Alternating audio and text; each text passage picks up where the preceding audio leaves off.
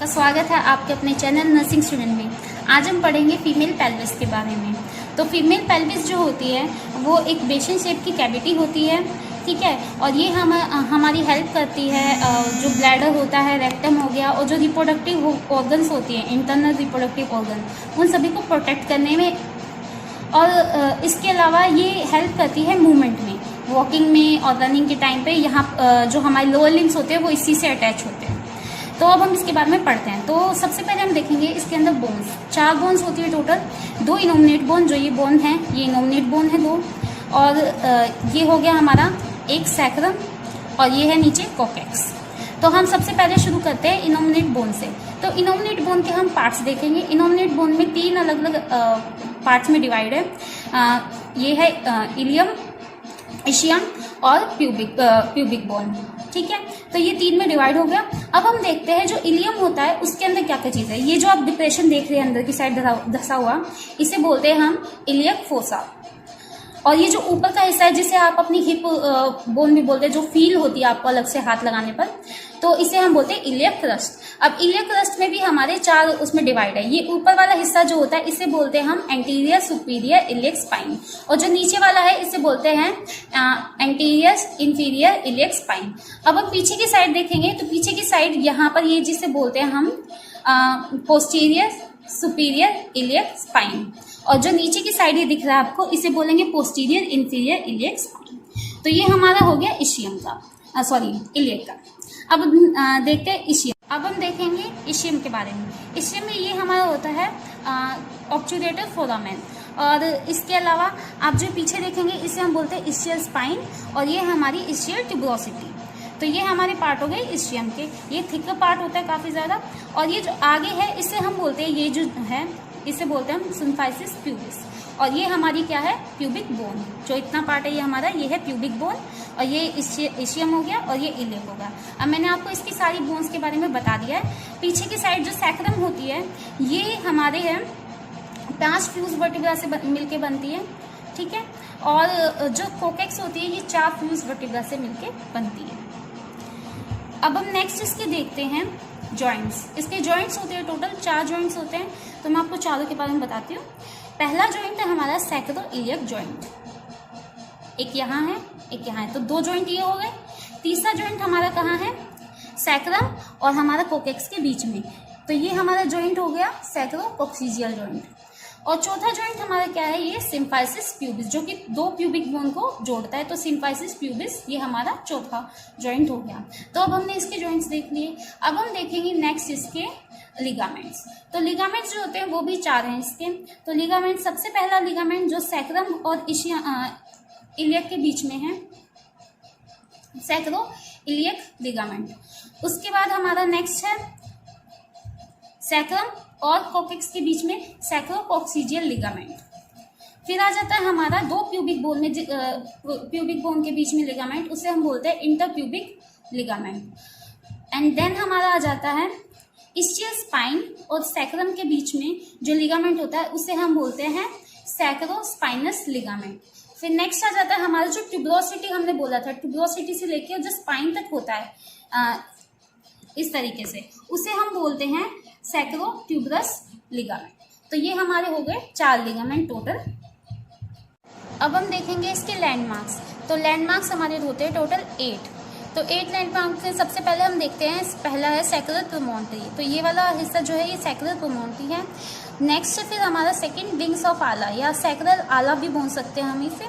तो ये हमारे हो गए दूसरा। फिर तीसरा हमारा सैक्रो इलियक जॉइंट। फिर आ जाता है हमारा चौथा इलियोपेक्टिनियल लाइन। इलियोपेक्टिनियल लाइन में ये वाली लाइन जो आती है इसे बोलते हैं हम इलियोपेक्टिनियल लाइन। फिर आता है हमारा इलियोपेक्टिनियल एमिनेंस, जो उभरा हुआ पार्ट है हल्का सा, इसे बोलते हैं इलियोपेक्टिनियल एमिनेंस। फिर आ जाता है हमारा superior ramus of pubic bone, superior ramus of pubic bone. फिर आता है हमारा upper inner border of pubic bone, upper inner border of pubic bone. फिर आ जाता है हमारा upper inner border of symphysis pubis, this one. तो हमने इसके लैंडमार्क्स देखे। एक बार मैं आपको फिर से इसके बारे में बताती थी। सैक्रल प्रोमोन्टरी, सैक्रल आला या विंग्स ऑफ आला, sacroiliac joint, iliopectineal line, iliopectineal eminence, superior ramus of pubic bone, upper inner border of pubic bone, upper inner border of symphysis pubis. तो ये हमारे लैंडमार्क्स मैंने आपको फिर से बताए हैं। और अब तो मैंने आपको इसके लैंडमार्क्स बता दिए। अब मैं आपको बताती हूँ ट्रू पेल्विस और फॉल्स पेल्विस। ट्रू पेल्विस जो एक बोनी स्ट्रक्चर है जिससे कि बर्थ के दौरान पे फीटस को पास होना होता है, मतलब फीटस पास होता है, इसे हम बोलते हैं ट्रू पेल्विस। और जो ऊपर वाला हिस्सा है इसे हम बोलते हैं false pelvis. True pelvis and false pelvis, ठीक है। अब हम इसके देखेंगे डायमीटर्स के बारे में। तो 3 प्रिंसिपल डायमीटर्स होते हैं इसके। ट्रांसवर्स डायमीटर जो कि ऐसा होता है, oblique and anterior posterior diameter, इस तरीके से। और ये 3 में डिवाइड होता है, ब्रिम, कैविटी एंड आउटलेट। तो सबसे पहले हम देखते हैं ब्रिम के डायमीटर। तो ब्रिम के डायमीटर में हम देखेंगे anterior posterior. Anterior posterior start होता है सैक्रोपोमोंटी से लेकर superior border of symphysis pubis, ये होता है टोटल 11 सेंटीमीटर। फिर नेक्स्ट आ जाता है हमारा ओब्लिक। ओब्लिक जो होता है हमारा इलियोपेक्टिलियर एमिनेंस से लेकर और यहाँ जो जॉइंट है सैक्रोइलियक जॉइंट यहाँ तक होता है, तो ये हमारा होता है 12 सेंटीमीटर। और देन फिर आता है हमारा ट्रांसवर्स। ट्रांसवर्स जो होता है ये इस तरीके से आएगा, पेन ज़्यादा हो गया तो इस वजह से ये जो 2 पॉइंट है जो वाइडेस्ट पार्ट होता है इसको बोलते हैं ट्रांसवर्स डायमीटर, ये होता है हमारा, ठीक है, इलियोपेक्टिलियर लाइन से अपोजिट साइड की इलियोपेक्टिलियर लाइन तक ये। तो ये होता है हमारा 13 सेंटीमीटर। फिर नेक्स्ट आ जाता है हमारा कैविटी। कैविटी जो होती है वो राउंड शेप की होती है और इसके जो डायमीटर्स होते हैं वो मेजर करना थोड़ा सा मुश्किल होता है, तो इसीलिए हम आइडियली इसके 12 सेंटीमीटर इसका डायमीटर लेते हैं कि 12 सेंटीमीटर इसके तीनों डायमीटर, एंटीरियर पोस्टीरियर, ओब्लिक और ट्रांसवर्स। फिर आ जाता है नेक्स्ट हम देखते हैं आउटलेट के डायमीटर। तो आउटलेट के डायमीटर में सबसे पहले हम देखेंगे एंटीरियर पोस्टीरियर का। तो एंटीरियर पोस्टीरियर में हम सबसे पहले जो डायमीटर होता है वो स्टार्ट होता है सैक्रोकोक्सीजियल जॉइंट से और जो inner border of symphysis pubis है वहाँ तक। तो ये इस तरीके से होता है थोड़ा, और ये होता है 13 सेंटीमीटर। नेक्स्ट फिर आ जाता है हमारा ओब्लिक। ओब्लिक की कोई फिक्स पोजीशन नहीं होती, वो ऑब्टुरेटर फोरामेन से लेकर और जो सैक्रोस्पाइनस लिगामेंट, जो स्टियल स्पाइन से लेकर और सैक्रम तक जो लिगामेंट होता है वहाँ तक होता है। तो ये कुछ इस तरीके से आएगा आपका। तो ये होता है हमारा 12 सेंटीमीटर। फिर नेक्स्ट आ जाता है ट्रांसवर्स। ट्रांसवर्स में जो 2 स्टियल स्पाइन, एक ये होगी स्टियल स्पाइन और एक ये स्टियल स्पाइन और एक ये दूसरी स्टियल स्पाइन, तो यहाँ से लेके यहाँ तक का जो डायमीटर होता है ये होता है हमारा जो ट्रांसवर्स डायमीटर होता है वो, और जो होता है 11 सेंटीमीटर। अगर आपको फिर से इसके डायमीटर्स के बारे में बता रही हूँ तो जो ब्रिम का डायमीटर है सबसे पहले हम फिर से वहीं बता रही हूँ मैं आपको। तो एंटीरियर पोस्टीरियर स्टार्ट होता है सैक्रोपोमोंटी से लेकर upper border of symphysis pubis तक, ये होता है हमारा 11 सेंटीमीटर। और जो ऑब्लिक होता है वो होता है इलियोपेक्टिलियर एमिनेंस से लेकर जो सैक्रोइलियक जॉइंट है वहाँ तक, ये होता है 12 सेंटीमीटर। और जो वाइडेस्ट पार्ट्स होता है इलियोपेक्टिलियर लाइन से के अपोजिट दोनों, ये होता है हमारा 13 सेंटीमीटर। तो ये थे हमारे ब्रिम के डायमीटर।